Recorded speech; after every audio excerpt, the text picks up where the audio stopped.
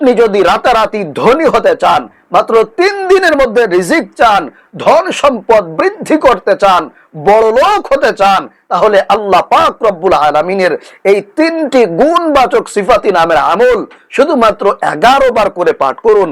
ইনশাআল্লাহ আল্লাহ পাক রব্বুল আলামিন আপনার জন্য রিজিকের খাজানা খুলে দিবে। ধন দৌলত টাকা পয়সা আপনার আসতেই থাকবে। আপনার ঘরের মধ্যে আল্লাহ তাআলা প্রচুর বরকত দিবে এবং আপনার পরিবার সংসারে যারা ইনকাম করে তাদের ইনকামের মধ্যে আল্লাহ তাআলা প্রচুর বরকত দিবে এবং আপনার বিপদ আপদ বালা মুসিবত গুলোকে আল্লাহ তাআলা দূর করে দিবে। এবং যারা অনেক বেশি অভাব অনটনের কারণে পেরেশানির মধ্যে আছেন, দুশ্চিন্তার মধ্যে আছেন, আল্লাহ তাআলা আপনার সমস্ত দুশ্চিন্তাগুলোকে দূর করে দিবে। আপনার জিন শত্রু, মানুষ শত্রু, যত ধরনের শত্রু আছে সকল প্রকার শত্রু থেকে আল্লাহ তাআলা কুদরতি ভাবে আপনাকে রক্ষা করবে। আমি আপনাদেরকে অনুরোধ করে বলবো, অবশ্যই গভীর মনোযোগ সহকারে আজকের এই ভিডিওটি দেখবেন। তাহলে প্রিয় ভাইয়েরা মা বোনেরা, আজকের আমলটি কিন্তু খুবই শ্রেষ্ঠ এবং খুবই শক্তিশালী হতে চলেছে।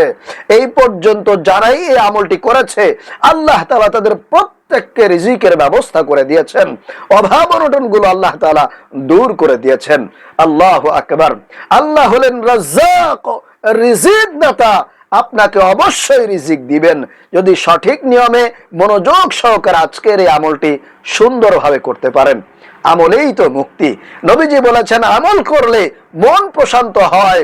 নবীজি বলেছেন আমল করে দোয়া করলে আত-তাকদীরু লা ইয়ারুদ্দু ইল্লা বিদ-দুআ। যদি তোমার কপালে, যদি তোমার ভাগ্যে ধন দৌলত টাকা পয়সা নাও থাকে, কিন্তু তোমার আমলের কারণে, তোমার দোয়ার কারণে আল্লাহ তাআলা তোমার ভাগ্যকে, তোমার তাকদীরকে, তোমার নসিবকে পরিবর্তন করে তোমার তাকদীরে আল্লাহ তাআলা ধন দৌলত টাকা পয়সা দান করে তোমাকে ধনী বানিয়ে দিবে। আল্লাহু আকবার। তাহলে প্রিয় ভাইরা মা বোনেরা, এই আমলটি আপনারা কোন সময় করবেন? যে কোনো সময় করতে পারবেন, কোনো অসুবিধা নাই। তবে আমি বলবো আপনারা যদি পারেন তাহলে 5 ওয়াক্ত ফরজ নামাজের পরে এই আমলটি করার চেষ্টা করবেন। ইনশাআল্লাহ খুব দ্রুত আপনার ভাগ্য পরিবর্তন হবে, আপনার কপাল খুলে যাবে, সকল প্রকার অভাব অনটন দারিদ্রতা আল্লাহ দূর করে আপনাকে দুনিয়াতেই একটি আল্লাহ তাআলা সুখময়, শান্তিময়, অভাব অনটন মুক্ত জীবন দান করবে। আল্লাহু আকবার। প্রিয় ভাইরা মা বোনেরা, তাহলে আসুন আমি আপনাদেরকে আমলের নিয়মটি বলে দেই। তো যদি আমলটা আপনারা নামাজের পরে করেন তাহলে তো ওযু করতে হবে না। যদি আপনার ওযু থাকে তাহলে পরিষ্কার পবিত্র জায়গায় বসে আমলটা করবেন। আর যদি আপনার ওযু না থাকে তাহলে অবশ্যই আপনারা প্রথমে সুন্দরভাবে ওযু করে নেবেন। ওযু করে একটা পরিষ্কার পরিচ্ছন্ন সুন্দর জায়গায় বসে আপনারা সর্বপ্রথম 1 নম্বরে আল্লাহ পাক রব্বুল আলামিনের এই গুণবাচক সিফাতি নামটি 11 বার পাঠ করবেন। এইভাবে ইয়া রাজ্জাকু, যার অর্থ হলো হে মহান রিজিক দাতা। আপনি আল্লাহ তাআলাকে হে মহান রিজিক দাতা বলে ডাক দিচ্ছেন, আর আল্লাহ তাআলা আপনাকে রিজিক দিবে না, আপনার অভাব অনটন দূর করবে না, এটা হতেই পারে না। কারণ আল্লাহ তাআলা হচ্ছেন মহান রিজিক দাতা। এজন্য আপনি এইভাবে করে আল্লাহ তাআলাকে ডাক দিবেন, আল্লাহ তাআলার নামের জিকির করবেন।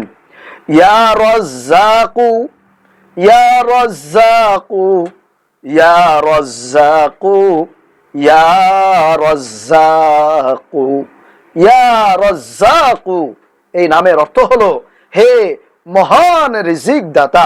তারপরে আপনারা 2 নম্বরে আল্লাহ পাক রব্বুল আলামিনের আরো একটি গুণবাচক সিফাতি নাম 11 বার পড়বেন।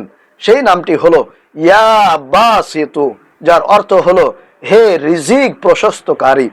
আপনারা এই নামটি এইভাবে 11 বার পাঠ করবেন। যদি তাসবিহ থাকে তাহলে একটা তাসবিহর দানা নিয়ে নেবেন, তাহলে গুনতে সুবিধা হবে। এইভাবে পড়বেন ইয়া বাসিতু, ইয়া বাসিতু, ইয়া বাসিতু, ইয়া বাসিতু, ইয়া বাসিতু। আমি স্ক্রিনের মধ্যে দিয়ে দিচ্ছি, আপনারা স্ক্রিন থেকে দেখে দেখে আপনারা সুন্দরভাবে সহি শুদ্ধভাবে শিখে নেবেন। তো 1 নম্বরে আপনারা ইয়া রাজ্জাকু 11 বার পড়বেন। এরপরে 2 নম্বরে ইয়া বাসিতু, ইয়া বাসিতু 11 বার পড়বেন। এরপরে 3 নম্বরে আল্লাহ পাক রব্বুল আলামিনের আরো একটি গুণবাচক সিফাতি নাম 11 বার পড়বেন। সেই নামটি হলো ইয়া সমাদু, ইয়া সমাদু, যার অর্থ হলো হে স্বয়ং সম্পূর্ণ অমুখাপেক্ষী, হে স্বয়ং সম্পূর্ণ অমুখাপেক্ষী। আপনারা এই নামটিও 11 বার পড়বেন এইভাবে, ইয়া সমাদু, ইয়া সমাদু, ইয়া সমাদু, ইয়া সমাদু, ইয়া সমাদু, ইয়া সমাদু, ইয়া সমাদু, ইয়া সমাদু। এইভাবে করে আপনারা এই নামটি 11 বার পাঠ করবেন। এরপরে 4 নম্বরে আপনারা ইস্তেগফার পাঠ করবেন। এই ছোট্ট ইস্তেগফারটি নিজের গুনাহের কথা, অন্যায়ের কথা স্মরণ করে, যাতে আল্লাহ তাআলা আপনার উপরে খুশি হয়ে যায়, সন্তুষ্ট হয়ে যায়, আপনার দোয়াগুলো, আপনার আমলগুলো আল্লাহ তাআলা তাড়াতাড়ি কবুল করে নেয়। এজন্য আল্লাহকে সন্তুষ্ট করার জন্য নিজের গুনাহের কথা স্মরণ করে এই ছোট্ট ইস্তেগফারটি মাত্র 3 বার পাঠ করবেন এইভাবে, আস্তাগফিরুল্লাহ ওয়া আতুবু ইলাইহি, আস্তাগফিরুল্লাহ ওয়া আতুবু ইলাইহি, আস্তাগফিরুল্লাহ ওয়া আতুবু ইলাইহি। এরপরে প্রিয় ভাইরা মা বোনেরা, সর্বশেষ 5 নম্বরে 3 বার নামাজের দুরুদ, দুরুদ ইব্রাহিম আপনারা পাঠ করবেন।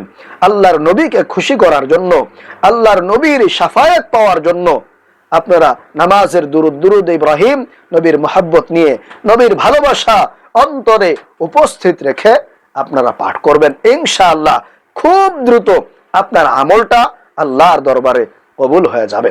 তো এইভাবে পড়বেন, আল্লাহুম্মা সাল্লি আলা মুহাম্মাদ ওয়া আলা আলি মুহাম্মাদ কামা সাল্লাইতা আলা ইব্রাহিম ওয়া আলা আলি ইব্রাহিম ইন্নাকা হামিদুম মাজিদ। আল্লাহুম্মা বারিক আলা মুহাম্মাদ ওয়া আলা আলি মুহাম্মাদ كما باركت على إبراهيم وعلى آل إبراهيم إنك حميد مجيد। তারপরে প্রিয় ভাইরা মা বোনেরা, সর্বশেষ আপনারা দুহাত তুলে মুনাজাত করবেন, দোয়া করবেন, কান্নাকাটি করবেন, প্রয়োজনে চোখের পানি ছেড়ে দিয়ে অনুনয় বিনয় করে করে অনুতপ্ত হয়ে, লজ্জিত হয়ে আল্লাহর কাছে ক্ষমা চাইবেন। এরপরে নিজের সমস্যাগুলা তুলে ধরবেন। ইনশাআল্লাহ অবশ্যই আল্লাহ রাব্বুল আলামিন আপনার দোয়া কবুল করবে, আপনার ডাকে সাড়া দিবে, আপনার সকল অভাব অনটন দারিদ্রতা দূর করে কুদরতিভাবে আপনার জন্য রিজিকের ব্যবস্থা করে দিবে, আপনাকে ধনী বানিয়ে দিবে। আল্লাহু আকবার। তাহলে প্রিয় ভাইয়েরা মা বোনেরা, আশা করি আপনারা আমলটি বুঝতে পেরেছেন। আল্লাহ তাআলা আমাদেরকে এই আমলটি 5 ওয়াক্ত নামাজের পরে করার তৌফিক দান করুন। আমিন।